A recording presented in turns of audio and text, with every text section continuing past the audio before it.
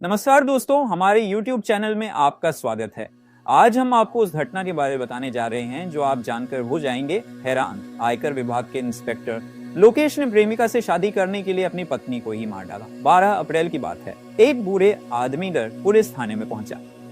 फिर बूढ़े आदमी ने हवलदार से कहा, साहब मुझे अपनी बहू की रिपोर्ट दर्ज करानी है। फिर हवलदार ने बूढ़े आदमी से कहा, अंदर जाओ, हमारे साहब से बताओ। फिर बूढ़े आदमी अंदर गया। वहां पर सब इंस्पेक्टर ड्यूटी ऑफिसर कुर्सी पर बैठे थे। उनके आसपास पुलिस के 2 जवान कुर्सी पर बैठ कुछ पढ़ा लिखी कर रहे थे। ड्यूटी ऑफिसर के सामने रखी कुर्सियों पर पहले से 2 लोग बैठे हुए थे। ड्यूटी ऑफिसर बात कर। ड्यूटी ऑफिसर को बातों में व्यस्त देखकर बूढ़े आदमी ने कुछ देर तक खड़ा रहा। बूढ़े आदमी बेचैनी से इधर उधर देखने लगा। बूढ़े आदमी की बेचैनी देखकर इंस्पेक्टर ने पूछा, बताइए साहब, क्या बात है? थानेदार साहब, मेरे बेटे की बहू नहीं मिल रही, आप उसे ढूंढ देंगे तो भला होगा। बूढ़े आदमी ने अपने आने का मकसद बता दिया। आपकी बहू कब से गायब है? ड्यूटी ऑफिसर ने पूछा। साहब 1 दिन पहले से गायब है। बूढ़े आदमी ने अपने कंधे पर रखा हुआ रुमाल माथे पर आया, पसीना पोंछते हुए कहा, आपकी बहू आपके बेटे के पास रहती होगी, फिर वह गायब कैसे हो गई? ड्यूटी ऑफिसर बूढ़े आदमी के चेहरे पर नजर से नजर मिलाकर पूछा, कहीं तो ऐसा तो नहीं कि वह अपनी मर्जी से किसी के साथ चली गई हो? नहीं थानेदार साहब, ऐसी कोई बात नहीं है। फिर बूढ़े आदमी ने पुलिस ऑफिसर को आश्वस्त करते हुए कहा, साहब मेरा बेटा आयकर विभाग में इंस्पेक्टर है। उसकी पोस्टिंग गुजरात के वडोदरा में है। मेरी बहू बापूनगर एक पीजी हॉस्टल में रहकर टीचर भर्ती परीक्षा की तैयारी कर रही थी। ड्यूटी ऑफिसर ने बूढ़े आदमी को एक कागज देते हुए कहा, आप अपनी लिखित रिपोर्ट दे दो। हम रिपोर्ट दर्ज करके आपकी बहू को जरूर तलाश करेंगे। बूढ़े आदमी ने कागज लेकर थाना प्रभारी के नाम पर एक प्रार्थना पत्र लिखा। बूढ़े आदमी ने वह प्रार्थना पत्र ड्यूटी ऑफिसर को देते हुए कहा, साहब मेरी रिपोर्ट दर्ज कर लो। ड्यूटी ऑफिसर ने उस प्रार्थना पत्र सरसरी नजर डाली। प्रार्थना पत्र लब्बेलुआब यह था कि रिपोर्ट दर्ज कराने आया बूढ़ा व्यक्ति अलवर जिले के कठूमर का रहने वाला बृजेंद्र सिंह था। उसका बेटा लोकेश चौधरी आयकर विभाग में तैनात निरीक्षक था। लोकेश चौधरी गुजरात के वडोदरा शहर तैनात होने के कारण वहीं रहता था। लोकेश की शादी को 1 साल 3 महीने पहले भरतपुर जिले के सिनसिनी गांव में रहने वाले राम कुमार सिनीवार की बेटी मुनेश से हुई थी। मुनेश शिक्षक भर्ती की तैयारी कर रही थी।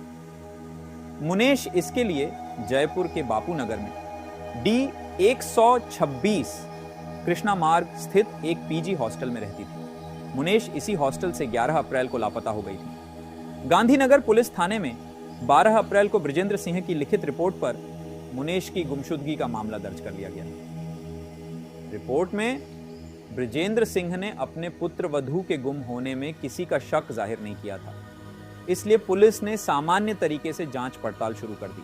इसके दूसरे दिन ही लोकेश चौधरी जयपुर आकर पुलिस अफसरों से मिला और अपनी पत्नी तलाश करने आदेश दिया।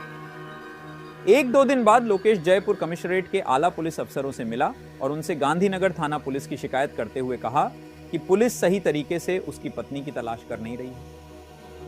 लोकेश का कहना है कि मुनेश का अपहरण हुआ है। लोकेश बार बार पुलिस अफसरों से मिलकर अपनी पत्नी को तलाश के लिए उपायुक्त हनुमान प्रसाद मीणा और गांधीनगर के सहायक पुलिस आयुक्त राजपाल के सुपरविजन में inspector Surendra Sinha, sub inspector Krishna Kumar, constable Om Prakash और नरेंद्र कुमार की एक टीम गठित की गई। इस पुलिस टीम ने जांच के दौरान हॉस्टल के आसपास के सीसीटीवी कैमरों के फुटेज देखे। इसके अलावा मुनेश और उसके पति लोकेश चौधरी सहित अन्य संदिग्ध लोगों के मोबाइल नंबर की कॉल डिटेल निकलवाई। पुलिस ने मुनेश और लोकेश के दोस्तों का भी पता लगाया, साथ ही दोनों की पुरानी हिस्ट्री को पता कराई। व्यापक जांच पड़ताल में पुलिस अफसरों को मुनेश के गुम होने का मामला संदिग्ध नजर आया। पुलिस इस मामले के हद तक जाने के लिए जांच पड़ताल में जुटी हुई थी कि इसी बीच 21 अप्रैल को मुनेश के पिता राम कुमार सिनसिनवार गांधीनगर थाने में एक लिखित रिपोर्ट दी। रिपोर्ट में लिखा था कि मेरी बेटी मुनेश 11 अप्रैल से गायब है। इसके बाद मेरा दामाद लोकेश जयपुर आया तो हमने उसका मोबाइल चेक कराने के लिए कहा था। इस पर लोकेश ने अपने मोबाइल फॉर्मेट कर डेटा डिलीट कर दिया। फिर मुनेश के पिता ने रिपोर्ट में लिखा कि लोकेश अब उसके घर वाले मेरी बेटी की दहेज की प्रताड़ित कर रहे थे। उन्होंने इसी साल फरवरी में मुनेश की लाख की एचडी तुड़वाकर पैसे निकलवाए थे। रिपोर्ट में आगे लिखा था कि लोकेश और उसके घर वालों ने मिलकर मेरी मुनेश की षड्यंत्र अपहरण के उसकी हत्या कर दी। इस पर गांधीनगर थाने में उसी दिन भादंस धारा 364, 498, 304 और 120 के तहत मुकदमा दर्ज कर लिया। इस मामले की जांच मालवीय नगर के सहायक पुलिस आयुक्त आईपीएस ऑफिसर कावेंद्र सिंह सागर के पास सौंपी गई। कावेंद्र सिंह सागर ने रिपोर्ट दर्ज होते ही लोकेश चौधरी की तलाश कराई। पता चला कि वह जयपुर में इसके बाद उसी दिन यानी 21 अप्रैल लोकेश चौधरी को पुलिस ने थाने में लाकर पूछताछ की। उसकी पूर्व हिस्ट्री और मोबाइल का कल विश्लेषण के आधार पर उससे कई सवाल किए गए। पुलिस के सवालों के आगे लोकेश ज्यादा देर तक टिक नहीं सका, वह टूट गया। उसने बताया कि अपने एक साथी के सहयोग से उसने अपनी पत्नी मनोज को जयपुर से गुजरात के बड़ोदरा बुलाया था। बड़ोदरा में मुनेश की हत्या करके उसकी लाश जमीन में गाड़ दी गई थी। लोकेश ने बताया कि उसने मुनेश की हत्या की साजिश अपनी प्रेमिका से शादी करने के लिए रची थी। पुलिस ने उसी दिन लोकेश को गिरफ्तार कर लिया। लोकेश इस कदम पर पुलिस भी हैरान रह गई। पत्नी के गायब होने नाटक कर रहा था, पुलिस ढिलाई बरतने का भी आरोप लगा रहा था। उसने दिन पहले अपनी पत्नी हत्या कर दी थी। खुलासा होने के बाद उसी दिन जयपुर से पुलिस ऑफिसर कावेंद्र सिंह के नेतृत्व में पुलिस की एक टीम आरोपी आकर लोकेश चौधरी को साथ लेकर गुजरात वडोदरा शहर रवाना हुई। 22 अप्रैल को लोकेश की निशानदेही पर पुलिस ने वडोदरा में हरणी एयरपोर्ट क्षेत्र त्रिशा डुप्लेक्स में बगीचे की जमीन खोदकर गाड़ा गया। मुनेश का शव बरामद कर लिया गया। लोकेश के पूछताछ के दौरान बताया कि मुनेश के शरीर पर 15 किलो नमक दिया था ताकि मुनेश का शव जल्दी से गल जाए। उसी रात पुलिस ने जयपुर के लिए वापस चल दिया। 23 अप्रैल को जयपुर पहुंचकर सवाई मानसिंह अस्पताल में पोस्टमार्टम कराया। दोपहर बाद मुनेश का शव उसके पिता को सौंप दिया। मुनेश के घर वालों ने उसका शव भरतपुर जिले अपने पैतृक गांव सिनसिनी ले आए। सिनसिनी गांव जब मुनेश का शव पहुंचा तो पूरे गांव में शोक छा गया। 1.25 साल पहले जिस बेटी को गांव वालों ने दुल्हन विदा किया था, अब कफन में लिपटी उसकी लाश गांव पहुंची थी। हजारों लोगों के सामने मुनेश का अंतिम संस्कार कर दिया गया।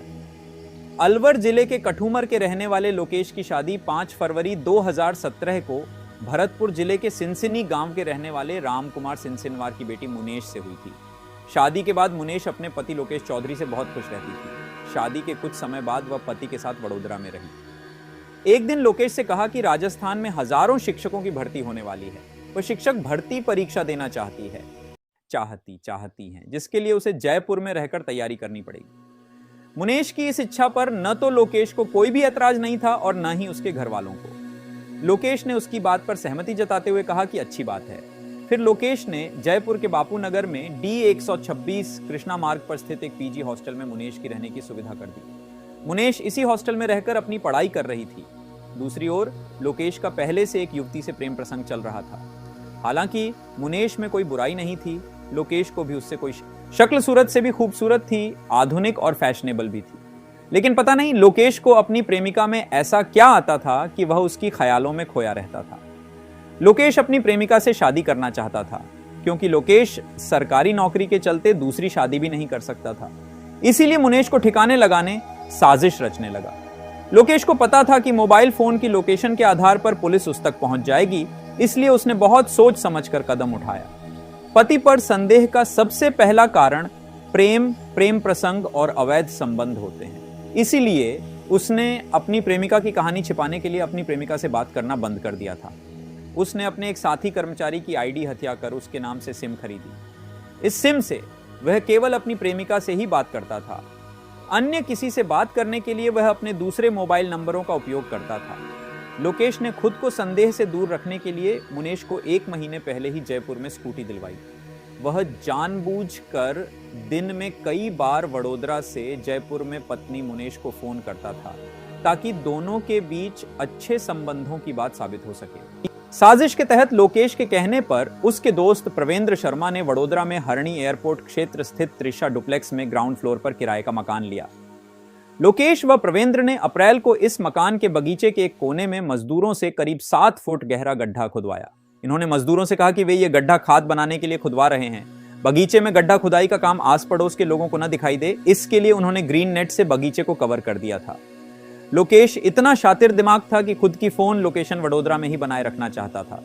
गड्ढा खुद जाने के बाद उसने अपने दोस्त प्रवेंद्र को उसी रात वडोदरा से जयपुर के लिए रवाना कर दिया। लोकेश ने प्रवेंद्र का मोबाइल खुद के पास रख लिया और उसे दूसरा नया मोबाइल देकर जयपुर भेजा। प्रवेंद्र दूसरे दिन यानी 11 अप्रैल को जैसे ही जयपुर पहुंचा, लोकेश ने अपनी पत्नी को फोन कर कहा कि मैं एक केस में फंस गया हूं, बड़ी परेशानी में हूं, मेरा दोस्त जयपुर आया हुआ है, तुम उसके साथ वडोदरा आ जाओ। मैं अपने दोस्त से कह देता हूं कि वह तुम्हें हॉस्टल से ले लेगा। मुनेश कुछ सोचती, विचार करती, इससे पहले ही प्रवेंद्र बापू नगर स्थित पीजी हॉस्टल पहुंच गया। प्रवेंद्र ने मुनेश से कहा, भाभी जी, भैया ने वडोदरा बुलाया है और चलना भी अभी है। मुनेश को किसी बात का कोई शक था नहीं तो था नहीं, इसीलिए वह प्रवेंद्र के साथ चल दी। प्रवेंद्र ने हॉस्टल से रवाना होते ही बहाने से मुनेश का मोबाइल ले लिया और उसकी सिम निकाल ली। मुनेश के मोबाइल की सिम निकालने से उसकी आखिरी लोकेशन जयपुर में गांधीनगर, बापू नगर व लाल कोठी इलाके में आती रही। इसके पीछे लोकेश की मंशा थी कि पुलिस का संदेह गुजरात और वडोदरा तक न पहुंचे। 12 अप्रैल की दोपहर मुनेश और प्रवेंद्र वडोदरा पहुंच गए। प्रवेंद्र मुनेश को सीधे अपने किराए के मकान पर ले गया। वहां लोकेश पहले से मौजूद था। मुनेश जैसे ही उस मकान में पहुंचकर अपने पति लोकेश से मिलने के लिए आगे बढ़ी तो लोकेश ने उसका गला घोंट दिया। प्रवेंद्र ने उसका मुंह दबा लिया।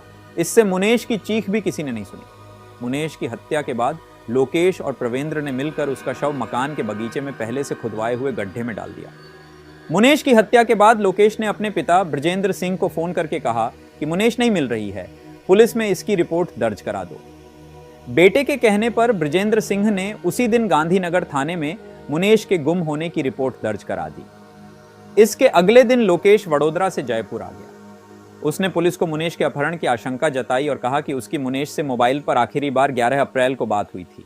उस समय उसने कहा था कि वह किसी दोस्त के पास जा रही है। बाद में पुलिस ने जब मुनेश की तलाश में लोकेश और मुनेश के मोबाइल की कॉल डिटेल्स निकाली तो लोकेश की वडोदरा से जयपुर में मुनेश से 11 अप्रैल को बात होने की तो पुष्टि हुई। इसके बाद मुनेश के मोबाइल की टावर लोकेशन जयपुर में गांधीनगर, बापू नगर और लालकोठी के आसपास ही घूमती रही। इसीलिए पुलिस लोकेश पर संदेह नहीं कर पा रही थी और लोकेश इसका फायदा उठाकर पुलिस पर दबाव बना रहा था ताकि पुलिस मुनेश के अपहरण की कहानी में उलझ कर रह जाए। प्रवेंद्र शर्मा गुजरात के भावनगर में नौकरी करता था। लोकेश ने उसे आयकर विभाग में नौकरी दिलवाने का झांसा देकर मुनेश की हत्या की साजिश में शामिल किया था। लोकेश ने पुलिस से बचने के लिए करीब 1 दर्जन प्लान बनाए थे। इसीलिए जयपुर पुलिस शुरू में मुनेश के अपहरण की कहानी में ही उलझ कर रह गई। पुलिस ने इस मामले को सुलझाने के लिए लोकेश और मुनेश के मोबाइल फोन्स की साल भर की करीब 15,000 कॉल डिटेल्स की जांच की। लोकेश ने मुनेश की हत्या की साजिश रचने के साथ ही करीब 3 महीने पहले अपनी प्रेमिका से बातचीत के लिए दूसरे के नाम से सिम ले ली थी। उसने प्रेमिका को भी सख्त हिदायत दे दी थी कि वह उसके पुराने नंबरों पर कॉल न करे। इसके पीछे लोकेश का मानना था कि पुलिस ज्यादा से ज्यादा 2-3 महीने की कॉल डिटेल्स देखेगी, इसमें उसकी प्रेमिका का नंबर नहीं आएगा। प्लान के तहत लोकेश ने मुनेश को जयपुर में स्कूटी दिलवाई और शिक्षक भर्ती परीक्षा के लिए उसका पीजी हॉस्टल में एडमिशन कराया ताकि ससुराल वालों की नजर में वह एक अच्छा दामाद बना रहे। इसके अलावा वह रोजाना मुनेश को कई बार फोन करता और मैसेज भेजता ताकि लोगों को लगे कि दोनों एक दूसरे को खूब प्यार करते हैं। लोकेश खुद वडोदरा में रहा। दोस्त प्रवेंद्र के नाम पर उसने वडोदरा में किराए का मकान लिया। फिर प्रवेंद्र को नया मोबाइल देकर जयपुर भेज देता है। प्लान के मुताबिक प्रवेंद्र ने मुनेश के साथ जयपुर से वडोदरा के लिए रवाना होते ही उसके मोबाइल की निकालकर फेंक दी ताकि उसकी लोकेशन जयपुर में आती रहे।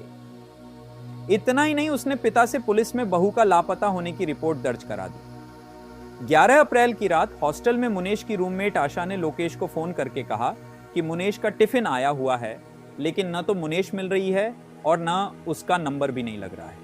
इस पर लोकेश ने रूममेट को सख्ती से कहा कि पीजी हॉस्टल संचालक से मुनेश के बारे में पूछो क्योंकि यह उसकी जिम्मेदारी है।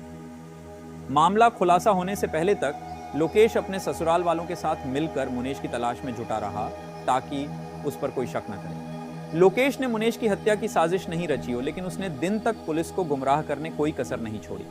यह विडंबना ही है कि केंद्र सरकार के अधिकारी लोकेश चौधरी ने प्रेमिका से शादी करने के लिए अपने हाथों पत्नी का खून कर दिया। भोली भाली मुनेश शादी के 1.25 साल बाद अपने पति की शातिर चालों को समझ नहीं सकी। वह पति के विश्वास के भरोसे मारी गई।